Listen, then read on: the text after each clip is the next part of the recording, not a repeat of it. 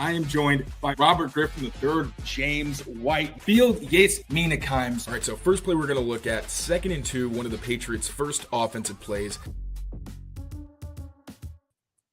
What's going on, everyone? Mike Kadlick here. Taylor Kyle is there, back with another episode of the Patriots Daily Podcast, powered by Prize Picks. And today, myself and Taylor are going to do a bit of a quick hitter episode and look at what may change for the Patriots in 2025. There's been a ton of changes with the Patriots, really since Bill Belichick left, really since Josh McDaniels left the first time. They went through the Matt Patricia offense, the Bill O'Brien offense, the Alex Van Pelt offense. Defense has stayed pretty much the same, although there were some changes last year with the drop-off. No Steve, no Bill, to DeMarcus, to Mayo. And now we have Josh back with some potential added wrinkles from the college ranks, as well as a new defensive coordinator in Terrell Williams, and obviously head coach Mike Vrabel. So we're going to take a little time here and look at what these two sides of the football may look like. So, Taylor, I think we can kind of get right into it, and we're going to start with the offensive side of the ball. Obviously, Van Pelt gone, McDaniels back.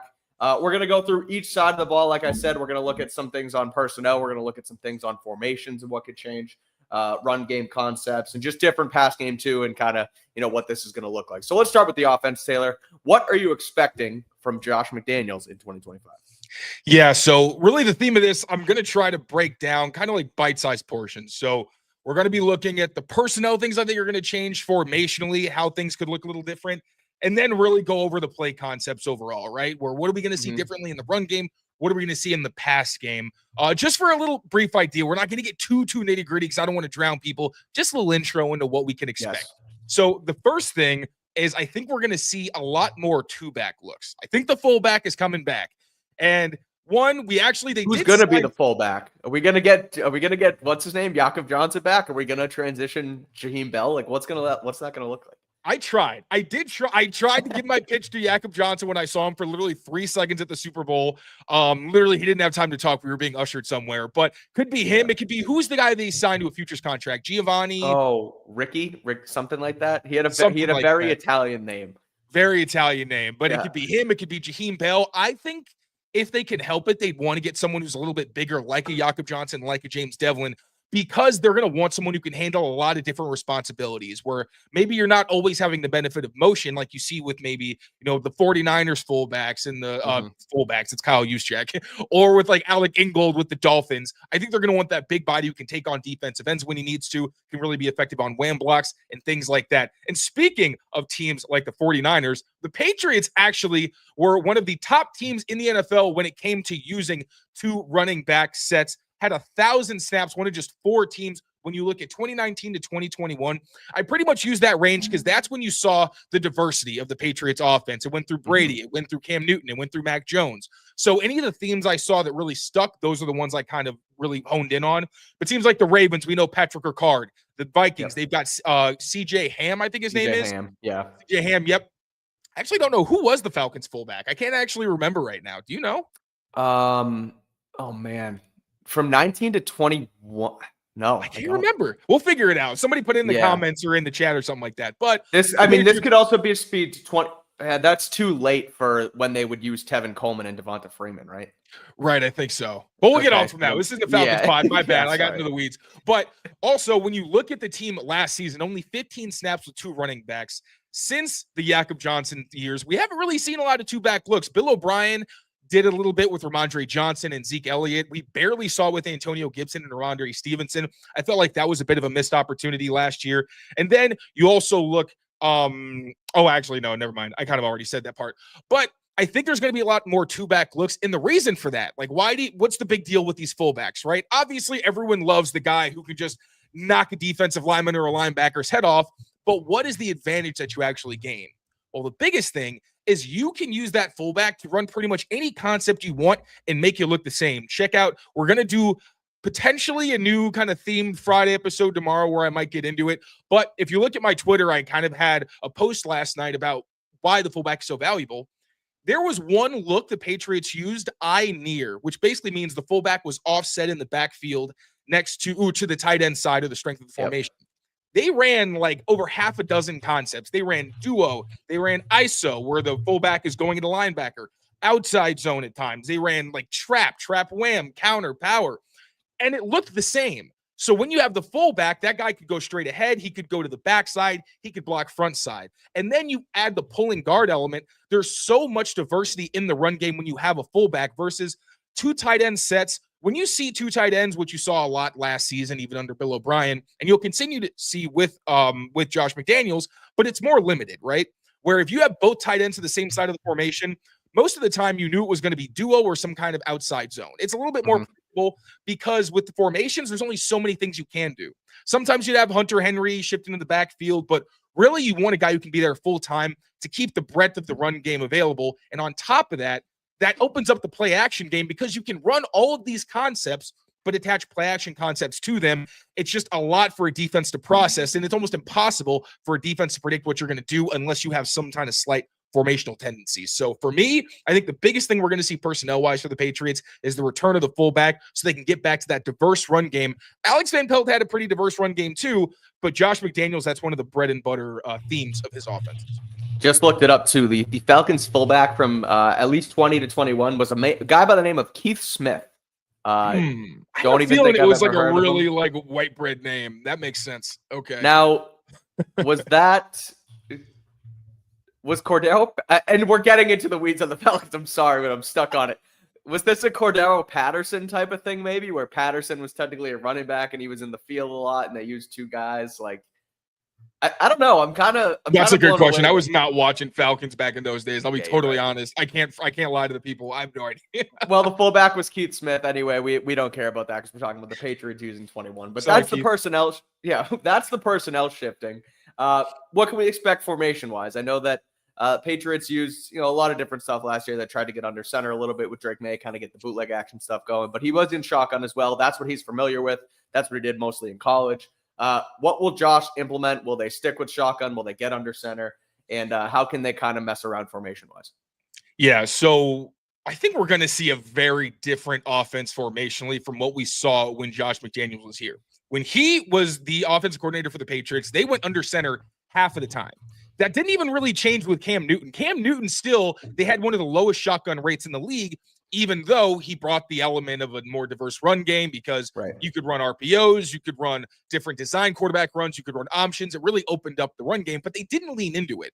I think that would be a huge hindrance to what Drake May does best. It's one thing with Cam Newton where, yes, you're integrating these concepts, but Josh may not have been comfortable enough to make that the entire theme of the offense. There was still the under center run game, which is where he was more comfortable, especially with Jakob Johnson, right? As the year went on, we started to see more of Cam Newton in the shotgun with those go-go formations where it was kind of like a side cart. You had Jakob Johnson right next to the quarterback with the running back behind him.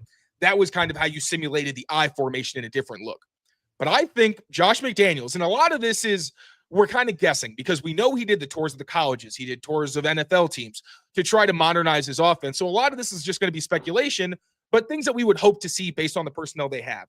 And with Drake May, no, he's not Jaden Daniels or Lamar Jackson where you're constantly terrified of him keeping the ball. But if you sleep on him, we've seen what he can do when you give him space. Now, especially, you're not even really going to want to run downhill with him a ton like you did with Cam Newton, but he's bigger than like Lamar Jackson. Like Drake May's not a small guy. So if you at least have the threat of him not only keeping the ball, but also throwing on like RPOs, I think one place the NFL is going to start trending this season is downfield RPOs. You saw it a lot from the Jets. You saw it from the Commanders. You saw it from the Bills.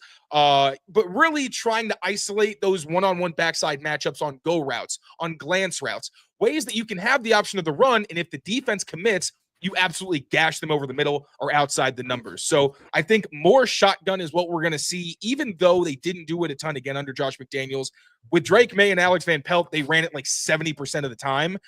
I just can't see them going too much the other direction. If anything, maybe they lean even more into it. And also motion and shift rate. The Patriots are actually one of the heaviest teams in the league under Josh when it came to that. That's IDing the defense, right? You move a receiver from one side to the other. Does someone follow him? Yes or no? You move a tight end. Does the defensive front shift their look or their presentation or things like that? It can identify the defense. It can create more advantageous matchups, whether that's numbers or angles or things like that. But as we now know, a lot of the time, defenses are using motion to give receivers an advantage, whether it's kind of a head start when they're running into a stack, which you've also seen with Josh McDaniels. But when you look at what was a high motion rate at the time, they were 7th at 49.3. That would be towards the bottom of the league right now. That's wild. Teams, like at the top of the league, it's like 70-ish%, high 60s. I think it's like the Dolphins or the Rams or somebody running into like an 80% clip. Yeah. If you're not running it about like 60% of the time, you're going to be in the bottom half of the league. So the Patriots and Josh McDaniels are really going to have to increase that if they do want to truly modernize the offense. And I don't think it's all about motion, right? If you look at a lot of teams like the Lions, for example, they use a lot of the same like cheat motion where it's just kind of a short thing to give you a little boost. They don't target that guy very often. A lot of the times it's more to clear out space. And Josh McDaniels is smart enough to understand how to do that on his own. So I think we will continue to see more motion and shifting, which we haven't seen from the Patriots as much since Josh left. But I think we're going to see even more than we did, again, if he wants to kind of get with the times in terms of what he's doing formationally. Well, that's one of the things, the way that, AVP said they wanted to use it was motioning with a purpose, right? Now, I still don't think that, again, don't do it just to do it, but, send a guy across formation, like you said, true ID and see, are they in man, are they in zone, see how the front shifts, etc. And that's kind of what I know that Tom Brady said this during an interview last week where, like, knowing the answers to the test and how good he got at it and where, offenses have kind of gone away from having the answers. Instead, you just have an athletic quarterback who can make something happen. And, even if they don't love the look, they can kind of they don't audible enough and they don't kind of understand exactly what's going on. Don't give them control. Exactly. Where I think Josh is somebody who wants to have that control and therefore that motion with a purpose is going to actually give them a reason to do it. And will probably, put that up into that upper echelon for it. And to add to that point, Mac Jones, one of the things he was so upset with in 2022 was he got the keys to the kingdom in 2021. This isn't a West Coast system where the center's in charge. This is an offense where the quarterback is making all the adjustments, doing everything cerebrally, and that can be a lot. But if you have a high IQ quarterback like a Mac Jones, like a Drake May, it wasn't all Mac Jones. He was getting help. I know Josh was talking to him in his helmet till like the last second. He'll probably do the same with Drake because if you're going to have that much control for a young quarterback, give them as much help as you possibly can because they're not Brady, right? They don't need – they don't have all the answers to the test because of experience. But Josh is going to say, yeah, at some point, if you're comfortable, you can change the play. I want you to do that because we want to put you in the best position to succeed. Then under Matt Patricia, that was taken away. And Mac was like, hold up, how are you going to give me all of this and then take the power away? If you go through all that to be able to control the offense, imagine the power. It's like Bill Belichick. People are like, oh, yeah, you're going to take away personnel control. You're not going to give someone all this power, then take it away and expect them to be happy. So Josh is going to empower the quarterback, and that's one of the more exciting things that I don't think gets talked about enough, is Drake May is going to get every opportunity to be the best player he can. One, because Josh is going to put him in positions to succeed and do what he does best, but also because Drake is going to be able to maximize what we already know is a very high football IQ. Exactly. And part of that, and I'll even add, because I kind of segue that into the next part of the formations aspect, where one thing I didn't love about Alex Van Pelt's offense is that it was very static in terms of where guys lined up. You knew where Hunter Henry was going to be every play. You knew where the X receiver was going to be, the Z. It wasn't a whole lot of like, oh, wow, interesting. They put this person in this spot. And sometimes, like Demario Douglas is in the backfield. But there wasn't a whole lot of, offense or defenses are really going to have to prepare for this odd look. Or defenses are saying, we're going to see something we're not going to have. Yeah, they weren't throwing anything different at guys. They ran their offense, and that was that. And it was understandable, right? You had a young receiving core. They probably couldn't handle a whole lot mentally. And also, I just don't know if that was really his offense. Josh is very different, where they run a lot of they run certain concepts, but they do it out of different looks in different formations. So it can be empty, but you have no idea where like the running back's going to be. It can even be a normal formation where it's like a 2x2. But like we saw in the Super Bowl against the Seahawks, on the very first play of the Super Bowl against the Seahawks, they had Michael Ho'omanawanui and Gronk on the outsides with Edelman and Amendola in the slots. It's stuff like that where no defense is expecting you to come out with your tight ends on the outside and wide receivers because that's an immediate eye detail where you're saying, okay, corners are on the outside, it's zone. Corners on the inside with linebackers and safeties outside, it's man. And that was what they did the whole game plan to make sure they knew whether the Seahawks were in zone, whether they were in man coverage. And one, again, it gives formation tells, but also it can create matchup problems where if you have Jakob Johnson as the slot receiver, like it's three receivers to one side, Jakob's the number 2, and Pop is number 3. If it's zone, Jakob's going to get covered by a cornerback, And then you're going to have Pop on a linebacker. So that's another thing. I think you're going to see guys line up in different spots. Could maximize someone like Jaheim Bell, who needs to be moved around a lot to really be used to this fullest extent. I think he got like one target outside the numbers last season. I think as long as he proves himself, guys like that are going to be used a little bit more interestingly. And that's just fun, obviously, as an X's and O's nerd when you can see stuff like that. Exactly. And that you mentioned the Seahawks, and then I look at that Rams Super Bowl too, where that game-winning drive where they were in 21 personnel, but they weren't empty, and they had Burkhead on the outside and Devlin on the outside, and then they're just throwing seam routes to Gronk because they had their matchup, and it's like they're throwing the hooks, and that you put guys in a bind, and you give your quarterback the answers to that test with the ability to move guys around. You have to be smart because you need to have the guys to have the brain power to know where to go and know where to line up and things of that nature. But it looks like, again, this is sort of the direction they'll go. But on top of the answers to the test, there's also the aspect of Drake May, being able to run the football and being able to kind of be that everything quarterback. And I pulled up I think we talked about this stat before, but at one point this season, Drake May had the highest yards per carry by any quarterback in a season since Michael Vick in 2000. So like, the dude can run. This is and he and JD Daniels were like in their own category for scramble yards. Like it was not close. I think it was like Drake had like 200 more than Justin Herbert, who was in third place, and Jaden was like 50 less or something like that. Exactly. And so this guy can move. This guy can move the pocket. He can scat and run. How are they going to change the concepts? What are they going to do with him at quarterback? And what is Josh going to throw at us with concepts for the type of quarterback they have in Drake May? Yeah, so I'll start with the run game because with Josh McDaniels, that's where the offense is going to start. I'm not saying it's going to be like Van Pelt necessarily where it's all run game, but the Patriots under Josh, even if they get away from it at times, are going to want to impose their will on other teams. So when we look at the run game and kind of the tendencies last season of 2024, based on what we got in Josh's last 3 years in New England, one outside zone is going to be down. In the West Coast offense, that's just huge because they want to move the pocket. One of the easiest ways to do that is by using outside zone. It's not the only way, and that's very important because I do think Josh is going to continue to try to use Drake's legs and kind of cut the field in half, allow him to access all three parts of the field, unlike other quarterbacks he's had where he really only had the short, maybe the intermediate. So outside zone's going to go down. Duo is going to be about the same, right? That's going to be like a 20% clip as one of their core concepts.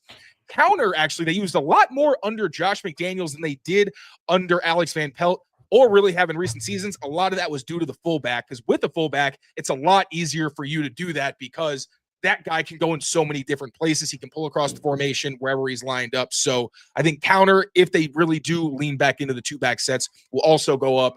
Trap, actually, they've been a pretty heavy trap team. These are my favorite runs. They catch the defense off guard, and it's always cool to see a skill player blocking a defensive tackle. Again, fullbacks help out with that, and they actually ran it at the highest rate in the NFL under Josh McDaniels in his last 3 years.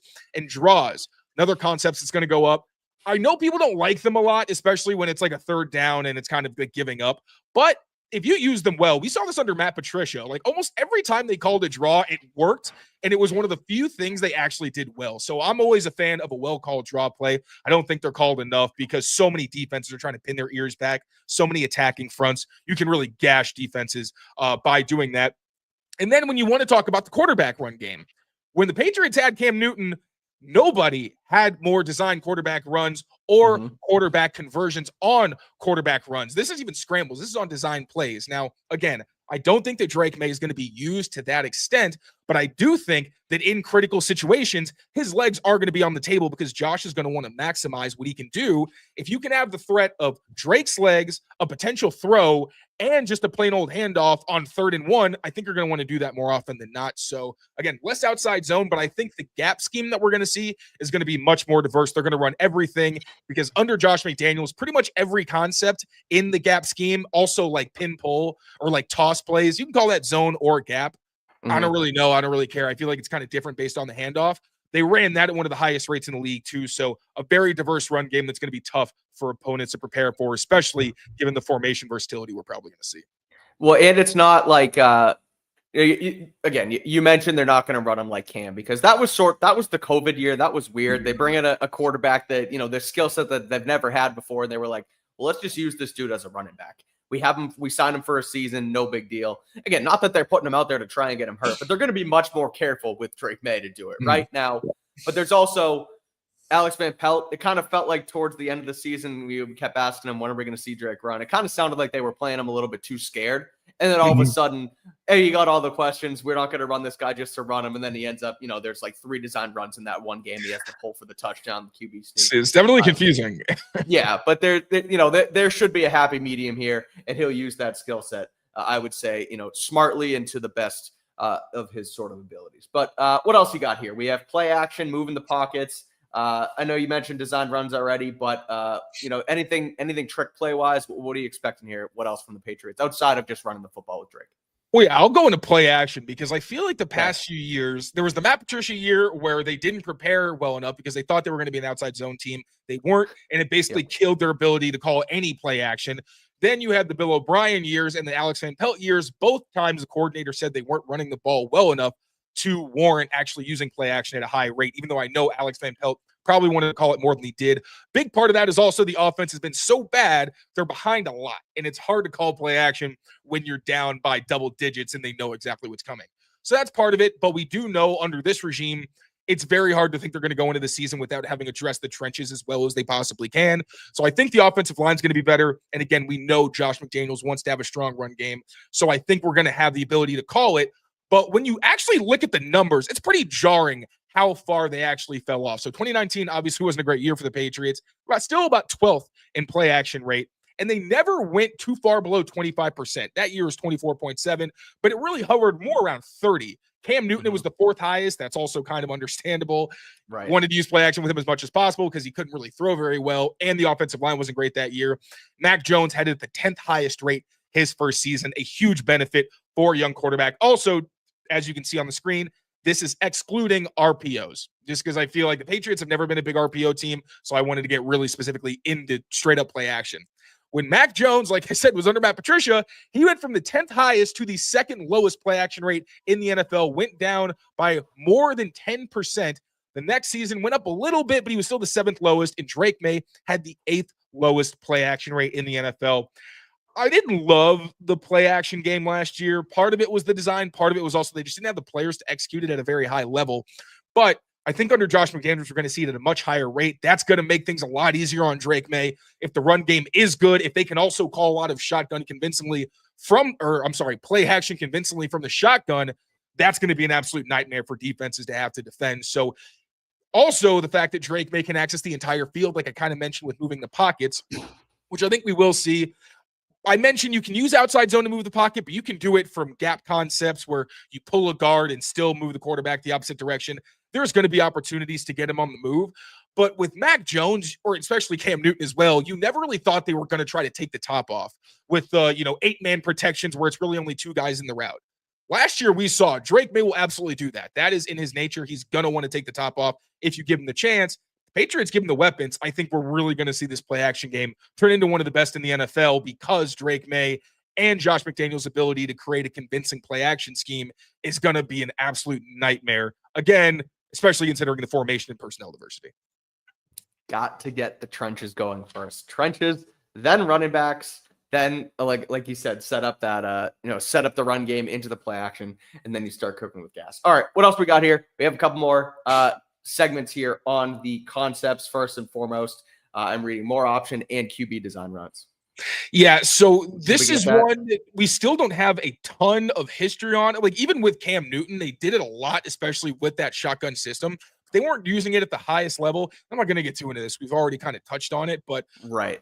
I think it's going to be more in critical situations, maybe on early downs every once in a while. And I think they're still going to give the option where if a defense doesn't respect it, I think that Josh is going to want to exploit anybody who's just firing on the backside. But I do think we're going to see more of the design QB run game from Drake May, just not necessarily at like a top 5 clip, but I would hope he's at least in the top 10 because he's more than athletic enough if you have the right type of concepts designed for him. Like you don't want him going sideline to sideline a ton.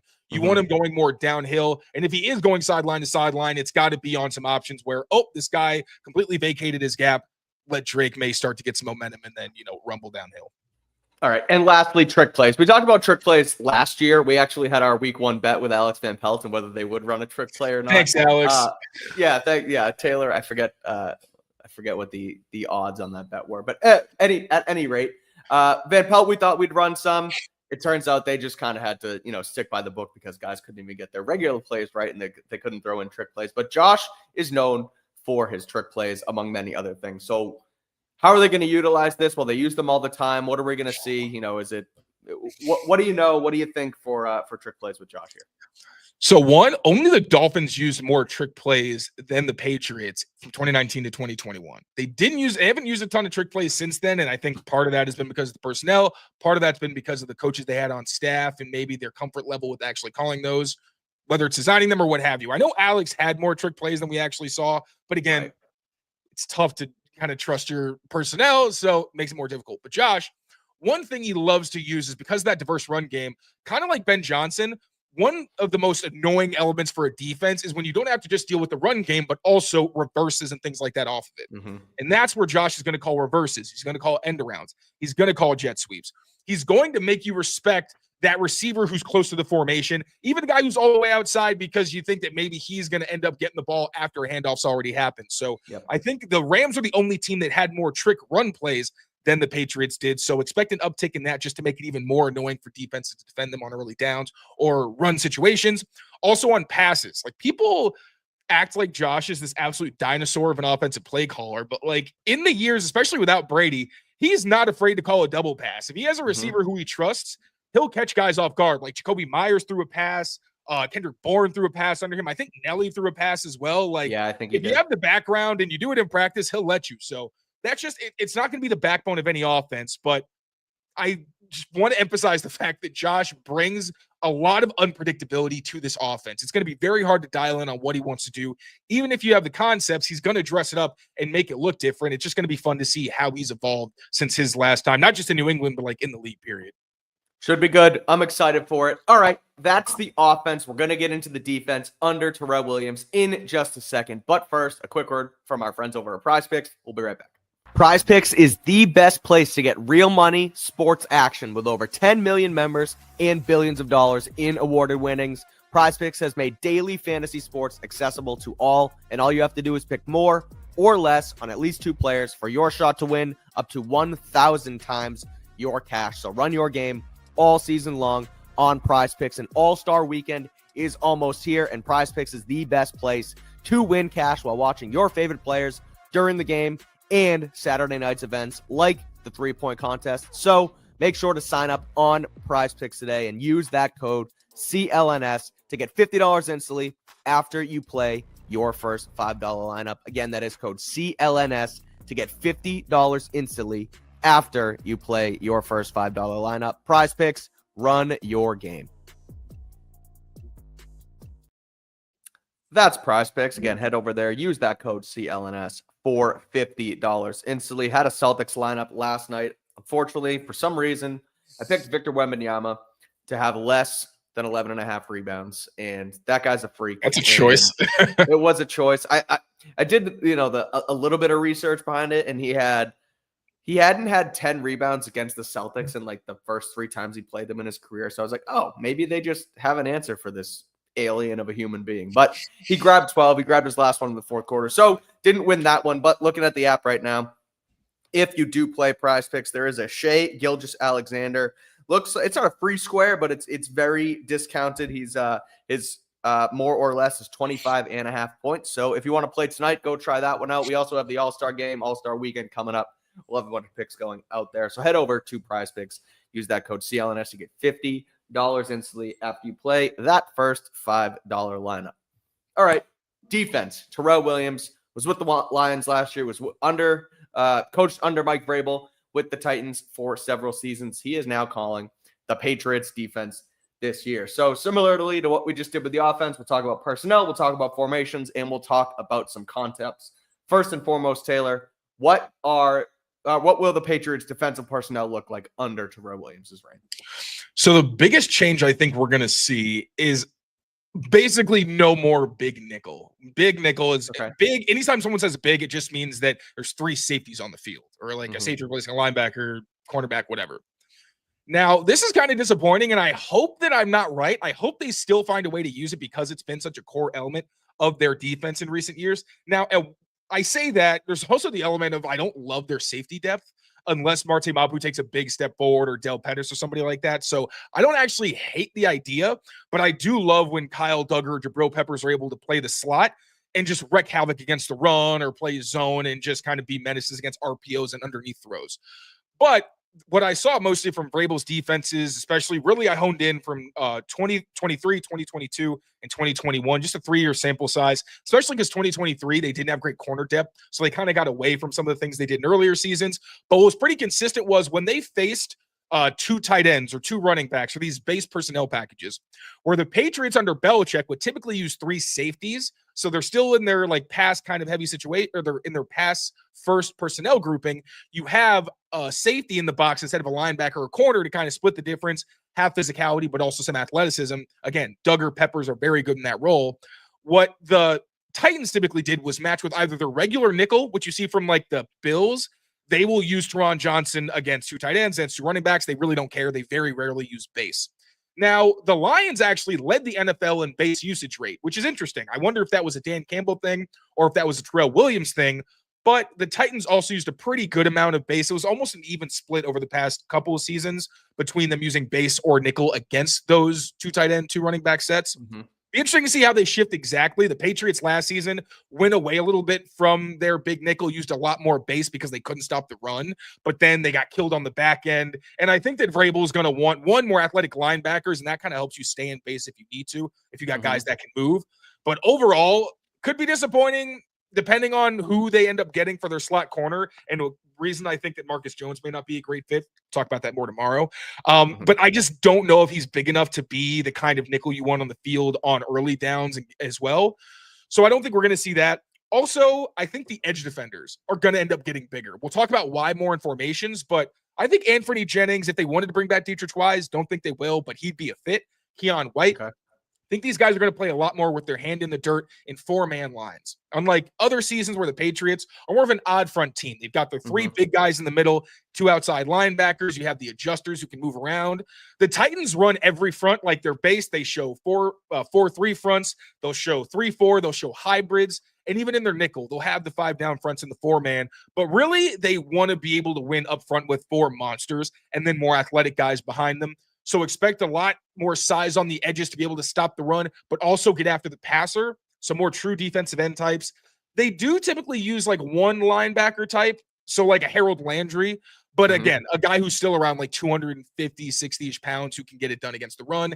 And the slot cornerback, Marcus Jones, I really like him as a player, but I wouldn't like him getting blocked by tight ends and running or fullbacks. You know, as much as I like what he does against the run, I think he's one of their best run defenders. At the end of the day, size does matter to some degree. So I think they're probably going to look for a little more size at that slot corner position to be able to maybe handle the run game a little bit better. And then second level, lighter linebackers. I think with all the zone coverages they're going to run, again, more on that a little bit later, but they're going to be running a lot more of those, and you want guys who can get depth and fly around. Jelani Tavai and Jawan Bentley are one of the better linebacker duos in the league when they're healthy and when they're well coached. Obviously, neither one of those were the case last year, unfortunately, and that really did hurt them. But at the end of the day, as good as they are at getting their depth when they're taught to do the right thing and being able to minimize yards after contact, they are still stiff to a degree in space and they can be exploited. So you'd like some guys who aren't quite as easy to pick on in those situations at linebacker. All right, so that's the personnel. That's the guys we're going to see. That's the sort of like you said, less big nickel. Changes in the types of players you want to see at certain positions. How are they going to utilize them? You talked a little bit there about the 4-man fronts versus the 5-man and things like that. But what are our formations going to look like? What is it going to look like on the back end? Middle field open, middle field closed. Like, what should we expect on that side of things from this defense? Kind of an inversion of what we've seen from the Patriots. A lot of it is what I think they tried to do last season, where we saw them get away from like the cover 3 and the middle field close stuff. They still played a lot of cover 1, but they didn't play a whole lot of cover 3. What they wanted to do instead was be more of a cover 2 defense where they were sound on the back end, but they wanted to be able to drop people from different spots, right? So they were a little more middle field open, but still historically they have been that cover 3, cover 1 type of scheme that would mix in some cover 2, but very rarely played like quarters or quarter style concepts. That's going to change. Mike Vrabel loves him some quarters, and he loves playing split field coverages. A big part of that is it's kind of like the Fangio philosophy of like Vic Fangio plays a ton of cover 3, but he likes to start out in split safety looks so you don't know what's happening. Because if you start in the same kind of corners are going to have different depths, but they can also kind of mess with quarterbacks. They're taught not to really trust what the corners are doing. But if the safeties are in the same spot, it's tough to know what's coming. Is one guy going to drop? Sure, but which guys are going to be, right? And then even if they both they don't drop into the box, was it cover 2? Is it quarters? And then even making it more difficult, the corners can actually be the ones in deep coverage.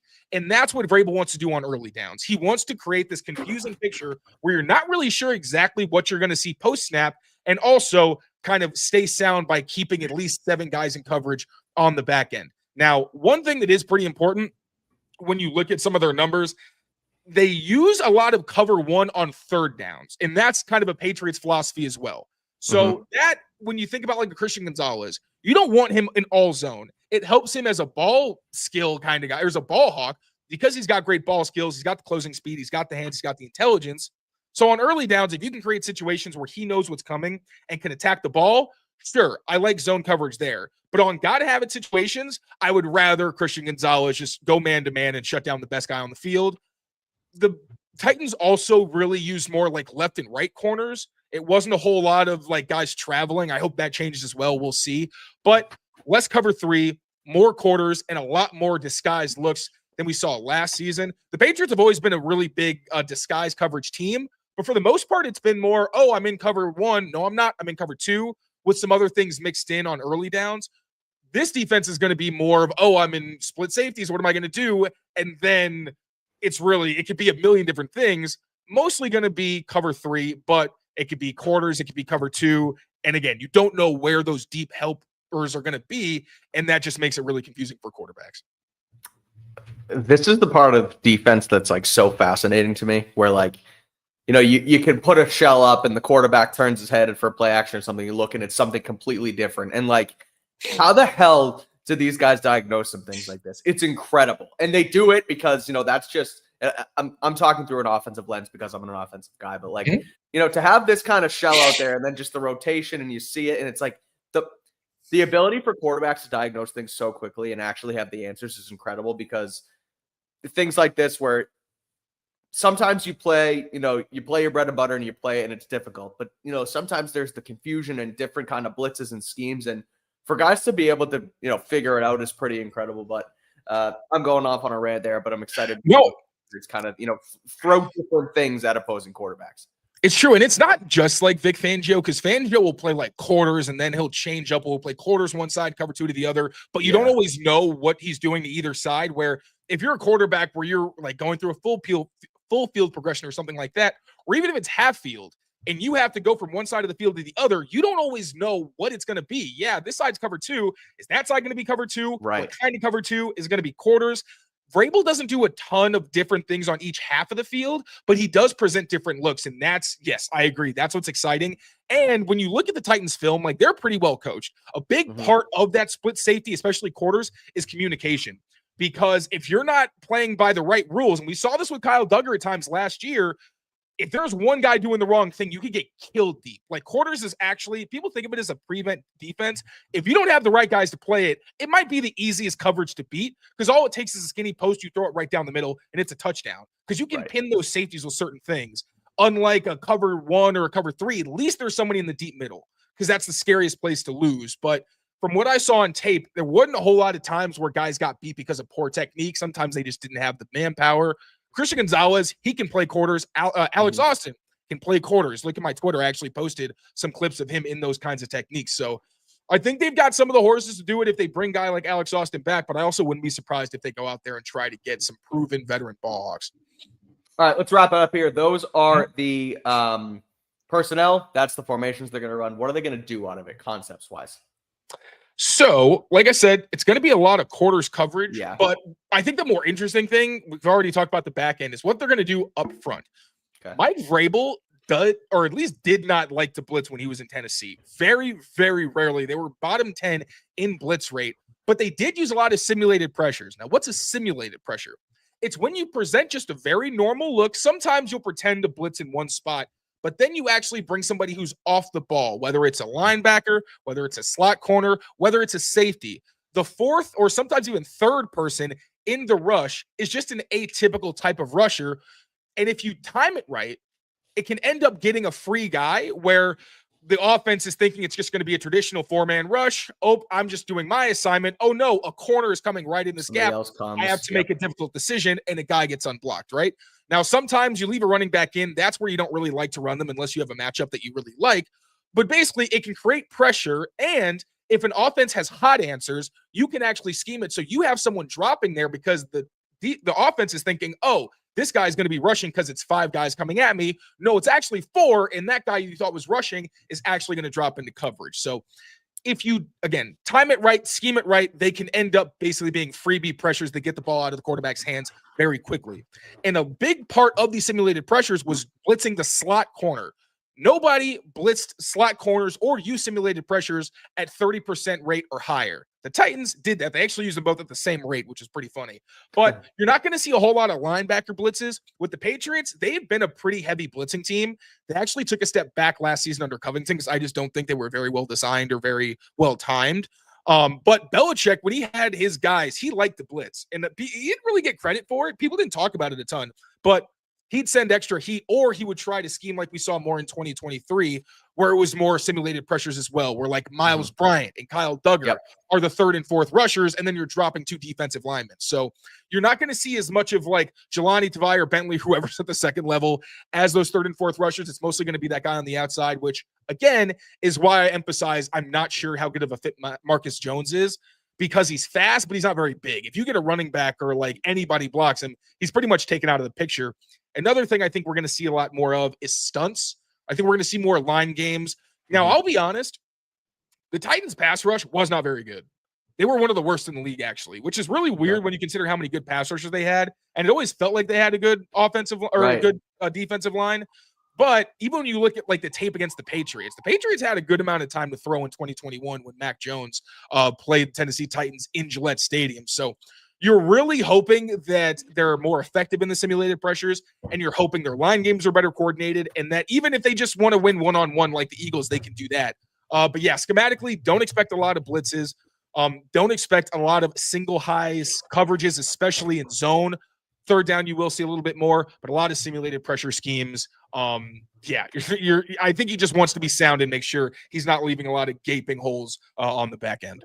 The thing about sim pressures that can make them so difficult to, at least in my limited, experience with things like this, is like a guy comes and, as a quarterback, when you're thinking so fast, you're taught, okay, just fill in the blitzer. There's a hot route where the blitz is. Somebody's going to be there and you throw it. But when there's not, you're not outnumbered because you're still just rushing, 4 or 5. And so they still have coverage and they just drop someone where that guy comes from. You throw it right in that guy's chest and it's going the other way for 6. I remember there was one, RPO read we had where we read a linebacker and if he fills the gap, you just throw it behind his ass. And one team, I forget what it was. Again, I'm comparing things. It's different, but one team ran it and they blitzed it and then just threw somebody else right behind it. I threw it right in the guy's chest. It's like, that's our read, but no, because they're not actually bringing an advantageous number of people, they can fill in the back end and still kind of get their things going. So, and especially if it's like a 3rd and 10, like sometimes they'll know, okay, if this guy blitzes, this guy's going to run a hot route. That can work to the defense's advantage because, all right, I'll tackle you. You're 5 yards short of the first down. You see that with like 0 blitzes where there are certain teams that are very bland in how they defend them, like the Bengals.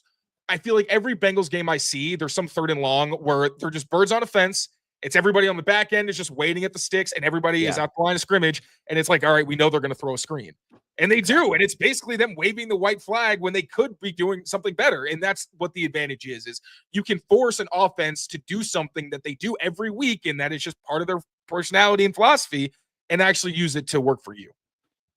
Absolutely. All right. Well, this was fun. And that's what we're going to expect from the Patriots in 2025. That's a look at the Patriots offense and the Patriots defense under their new coach as well. One new coach, another guy who's been here now for a 3rd time. New old coach. Yeah, new old, especially with some of the new things he might bring.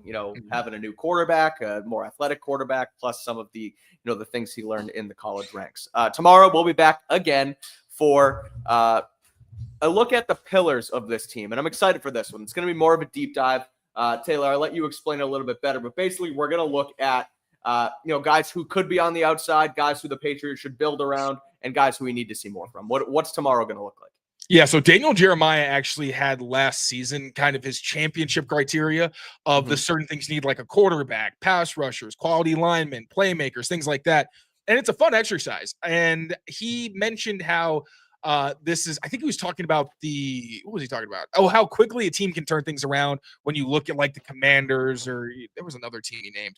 But we're basically going to go through the roster, see who we think are like their blue chip guys, who's good, who's got a concern, and who just really could be on the outside looking in. It's going to be a fun, different way of looking at the roster. We did our roster audit before the coaching staff was finalized, but now that we've gone through the scheme changes, how things are going to be different, we'll really have a better idea of who fits, who doesn't, and kind of just put deeper into perspective, okay, who are we building around, who needs to prove themselves, and, different criteria like that. Love it. Should be fun. Looking at around maybe noontime tomorrow for that. We'll keep you guys updated, obviously, on Twitter. And we'll be back here. So we'll schedule out for Patriots Press Pass tomorrow. Last Pats Daily of the week. As we get into the continued offseason, combine coming up soon, owners meetings coming up. And before you know it, Taylor, we're going to be sitting here on rapid fire free agency live streams just over a month away in March. So that's going to do it for us today. Again, we'll be back tomorrow. Make sure you rate, review, and subscribe to the channel. And if you listen on audio or you haven't listened on audio, subscribe to the audio feed, Patriots Daily, Apple, Spotify, wherever you get your pods. Again, we'll be back tomorrow. But until next time, take care of yourselves, take care of each other, and we'll see you tomorrow. Peace out, everyone.